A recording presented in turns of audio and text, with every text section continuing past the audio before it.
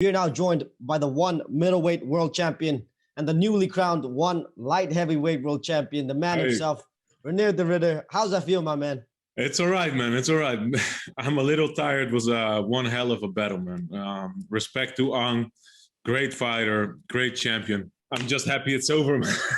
First one, we'll go to Jay Anderson of Cage Side Press. A quick question to start. Is that the traditional post-fight snack? Nah, usually it's just a lot of beer, but the beer's not cold yet, so we'll start with a little bit of a snack. Fair enough, man. I want to start with the fight itself. You didn't get to finish tonight, but you did go the distance with a one-sided performance. Are you happy with how things turned out? Yes, I'm happy. It's fine this way. I would have preferred choking him out, but I got close a couple times. But this is only it's cool to show that I can go 5 rounds. It's cool to show that that I got the cardio, the stamina, that I can take guys down every round and show my heart, my will on 6 days' notice against a much heavier guy, much improved Aung. So I'm content with what happened. Yeah. Did you really feel the weight difference in there tonight at light heavyweight? It was very strong this time, and it was a lot stronger than last time. Last time he did everything. His defense was very sound as well. But his defense got even better, and he got a lot stronger. So yeah, it was a bit of a struggle this time. Yeah.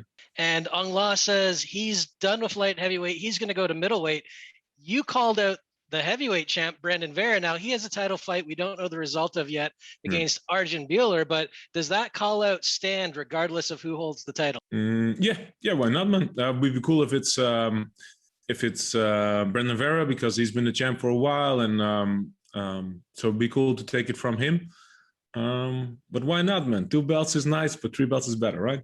The next question will go to Nick Atkin of South China Morning Post. Oh yeah, it was an impressive performance. You know, I wanted to talk about that Brandon Vera call out because we just had Aung in here, and Aung thinks that Brandon might be a tough matchup for you just because of his wrestling skills and his takedown defense and the height. He's bigger than Aung. Yeah, how do you think you match up with Brandon stylistically? That's what they always say, man. Everybody's a tough matchup before they enter the cage with me. Yeah, he's a great striker. His wrestling is all right, but it's not on my level. So it'll be cool, man, to fight for history again, fight for my legacy. I hope we can make that happen. Aung said he thinks that he could beat you. You know, he's not closing the door on that. You know, he could still make improvements. Do you see if there's any way he could ever beat you, or do you think it would go like this every time? Well, he definitely improved in 6 months, so he's a much better fighter than he was 6 months ago. All the respect to him. He's a grinder. He got a lot better, a lot stronger. So, as I said, man, I respect the guy like no one else. But I'm happy to put this to bed, man. 2 wins, it's done. And we're on TNT primetime from one belt collector in AEW, Kenny Omega. You're becoming a bit of a belt collector now in one championship. You know, how much do you think this is going to do for your whole star power and in MMA and just your whole reputation from being maybe a bit of an unknown a year ago? Now you got 2 titles. It's all right. It would be nice to grow a little bit, but that's not the goal, man. The goal in my mind is to be the best, and I've did it again. And I hope to keep on doing that. That's the most important thing. It's nice to get some star power, some fame, but it's all right. It is what it is. The next question will go to Leon Jennings of Asian Persuasion MMA. I spoke to you before. I think you said you thought you'd have more trouble getting him down to the ground. Yeah. Feeling you were more confident you could stop him quicker. It was almost kind of the opposite way around. You got him down so quickly beginning of every round. Yeah. And then he survived. Were you kind of surprised the way the fight played out like that? Yeah, I was a little sloppy, to be honest. I got him in the darts, I got him in the side choke, I got him in the rear naked choke, and I just didn't get it all the way. But I'm happy the way it unfolded. This bout is going to teach me a lot of tape to watch back, and to evolve my game even further. So I'm happy that I got this challenge this time.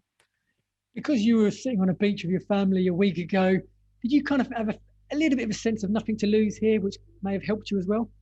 I got an undefeated record to lose, man. That's the most important thing to me. This has been the goal since the start. I want to be the best. I want to beat everybody who's in front of me. So every bout is as important as the last one. Did you have the call out there, the heavyweight champion in mind beforehand, or was that something you just sort of afterwards? Yeah, I kind of planned on it. Yeah, yeah. Had it planned? And then how do you see it going? Brandon Vera versus Arjun Bella. I see Brandon Vera winning, but let's see what happens. You know, I'm excited to see the match. Thank you, Leon. The next question will go to Chris Mancuso of Tops Off Sports. What kind of mental preparation goes into taking a big title fight like that? I know you've defeated him before, but coming in on such short notice, was there anything different, you know, as going into a fight, you know, where you've had a full camp? What kind of extra measures did you have to take? It was very different this time. So I put in a lot of focus, a lot of work in the mental department. I do a lot of breath work with the Wim Hof method. And I do a lot of meditation as well, way I call thought selection. I always do this, but it was a little harder this time. So I didn't have enough time. I didn't have a lot of time to specifically prepare myself for this match. And to be honest, it was a little harder to be as excited for the first time fighting, if you understand. Not to be arrogant or whatever, but I kind of did it before, so it was hard to get up again and be as motivated and as focused as the first time. Awesome. And last question for you. What kind of whiskey is in that glass there, my friend? It's the only one I could find on Foodpanda.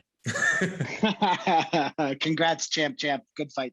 Reinier, talk to us about that struggle to find motivation for this one. Do you feel like that empty arena has something to do with it? You're motivated by the crowd and...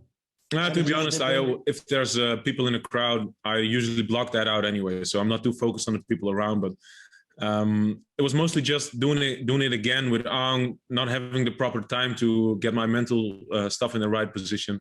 But come on, I shouldn't complain. I put another belt on the shoulder.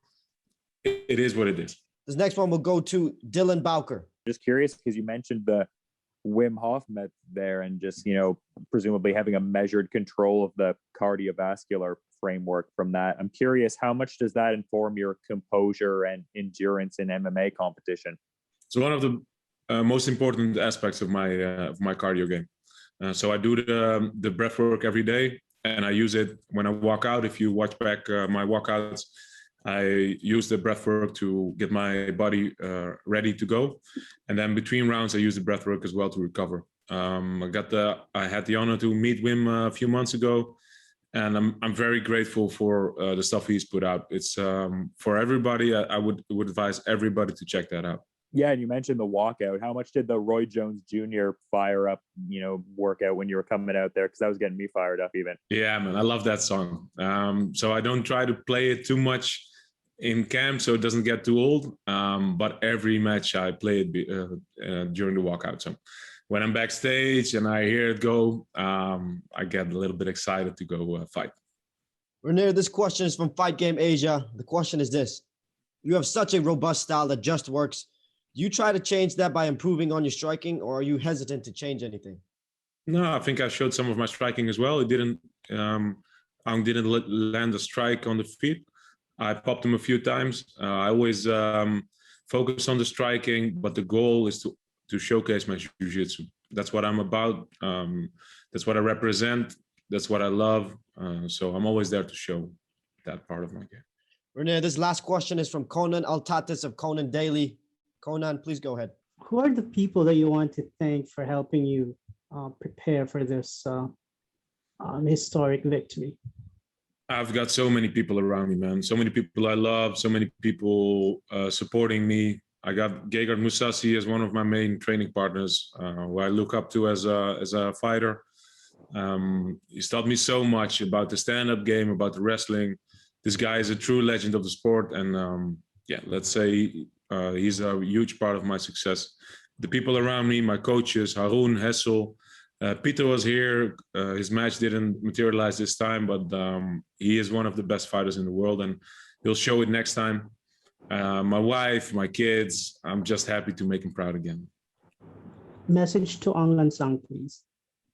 I've spoken to him a few times now. I forgot. I forgot one more. My coach Arun. He couldn't make it to the match. He's here in Singapore, but some stuff happened and I couldn't make it to the match. He's in the hospital here right now. A huge part of my game, my success as well. So a message to Aung.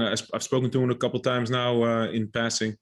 And he's a legend. He's a great fighter. I respect the hell out of him, but I never want to see him inside the cage again.